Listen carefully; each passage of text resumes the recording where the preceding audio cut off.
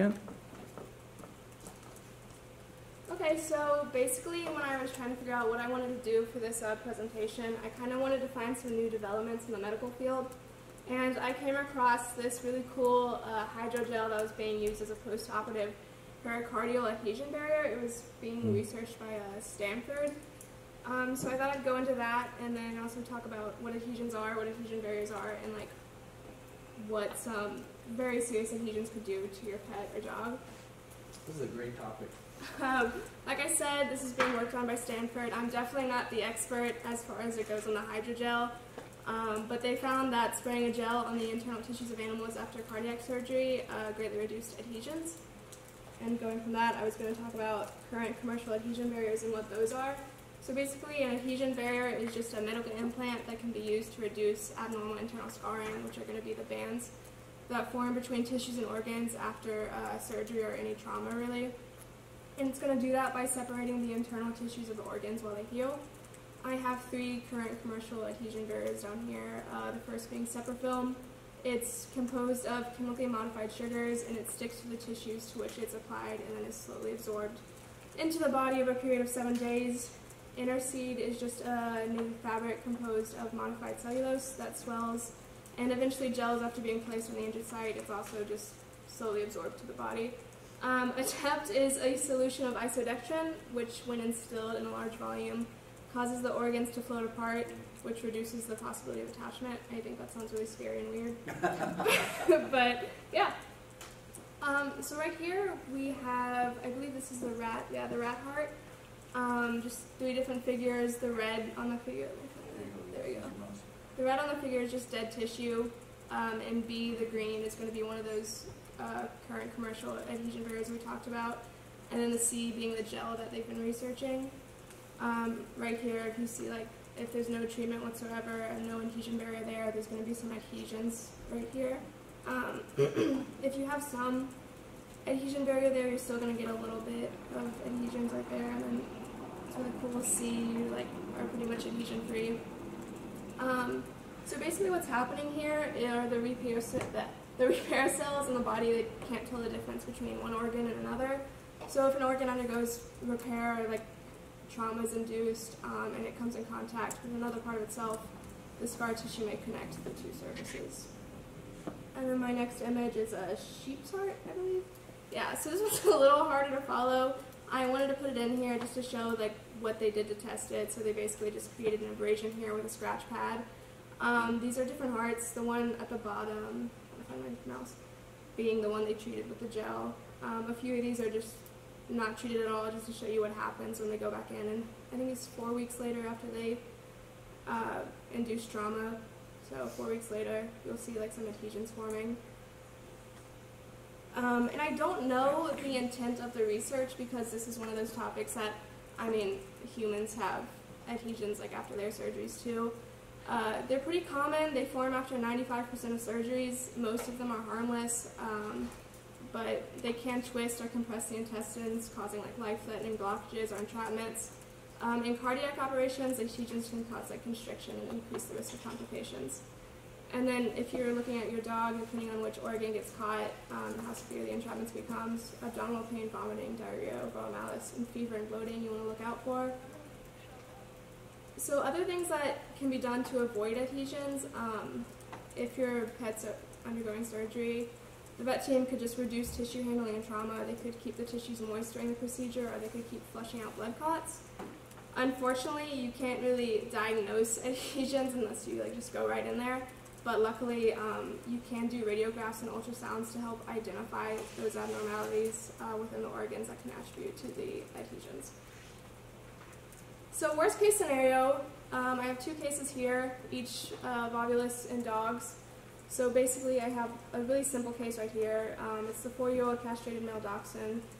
He was presented with lethargy, restlessness, and a hunched posture and a painful abdomen.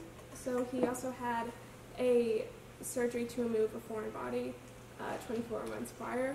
So they basically went in, and it was determined that like the tissues that had formed after that, after he went through that surgery, basically caused the entrapment of his intestine and led to his volvulus. This case over here, a little bit more difficult to diagnosed because it was a German Shepherd, and German Shepherds are a little predisposed to volvulus. They did find some adhesion between the jejunum and the tissue on the left kidney, so they weren't really sure if this was like a breed problem or if this was caused by their adhesions. So basically, most adhesions don't cause a problem. Like, most pets can go their entire lives without any complications, but they're not a reason to avoid necessary routine and or illness-related abdominal surgery. You know, they do occur. It's always good to be aware of possible complications associated with any procedure your pet's, you know, undergoing. If you are concerned, you talk to your vet. They're probably not going to go back in to release the adhesions. I would say maybe they'd talk about maybe changing a diet, doing a dietary change. Maybe don't restrict their like water intake, and maybe less roughhousing so that a loop won't form if they're like running around playing. And then there are resources. Here's your sources. Let's give her a round of applause. Questions and comments? I had a question just regarding actual administration. If you go back a few slides to where it was comparing the three with the graphic at the top. Mm-hmm. Yeah, there.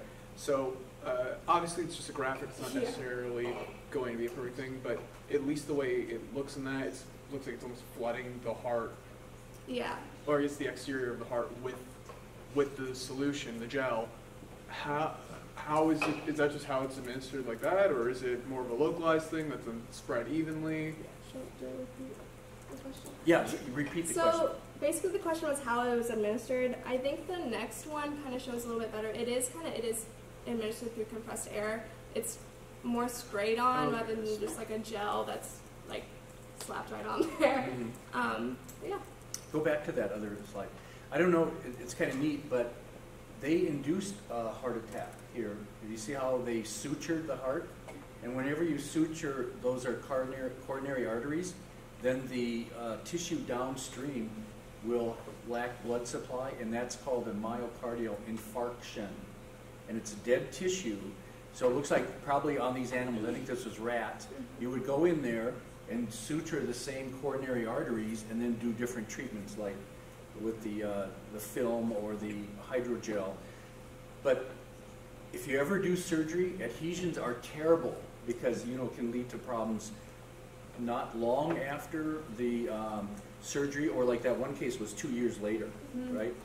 And I'll never forget and then a lot of times you don't, when you do surgery on animals, you usually only do it once and then you sew them up and you don't really know what's going on down there. But one of my graduate students and I, we had a sheep experiment where when they were in heat, we'd watch sheep and they came into heat. We had a ram that had a marker on. Then I think it was like 12 hours after we found them in heat, we would go in the abdominal cavity and electrocauterize all ovarian follicles that were a certain diameter. You know, you're zapping them, you're running electricity through these follicles, and we're destroying them, the follicles. Then we put everything back. And then we would come back 3 to 4 days later, just cut the suture line and open up the same incision and go back and overrectomize it.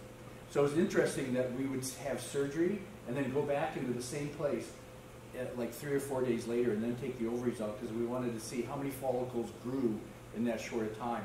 But here's what happened one time, and it startled both of us. We go back into the sheep. This is her second surgery. You know, she's in dorsal recumbency. They're on inhalation anesthesia. We go back in there, and something was left from the first surgery. And they, in real hospitals, they count everything that comes in and everything that goes out. Because if you leave something, that automatically causes adhesion and can be life-threatening. We had left one of those 4x4 gauzes. You know, they call them sponges, but you know, they're really the gauze. And you know, if you look at the gauze, it's got like little tiny squares on it. If you ever, you know, it's a sponge. It's called a sponge in the package. We always call it 4x4s. We had left one of those in there. And here's what was happening. The outside of the intestine was trying to absorb it. So part of the intestine had wrapped itself around the gauze. And you know, the outside is called the serosa. And it had wrapped around so tight that when I pulled off the gauze from the intestinal wall, the outside wall, the wall of the intestine had those little squares on it. I'll never forget it. I wish I would have had it. You know, there was only 2 of us, so we were both sterile and we couldn't have somebody take a picture. But it was amazing how that intestine was trying to do something with that foreign body. So when she was talking about this, it is terrible. Those adhesions can cause problems short after the surgery or later, or sometimes you can have adhesions without any surgery. Like if an animal hit by a car, or there's some bleeding, or there's some, you know, hemorrhaging, and you get a big clot. So I mean, this is an incredible topic, and so they're trying to find something that separates the tissue so you don't have it growing together, because it's a hot topic, really. Thank you so much. That was great. Where did the pictures come from? Some medical research, I guess? Yeah, so basically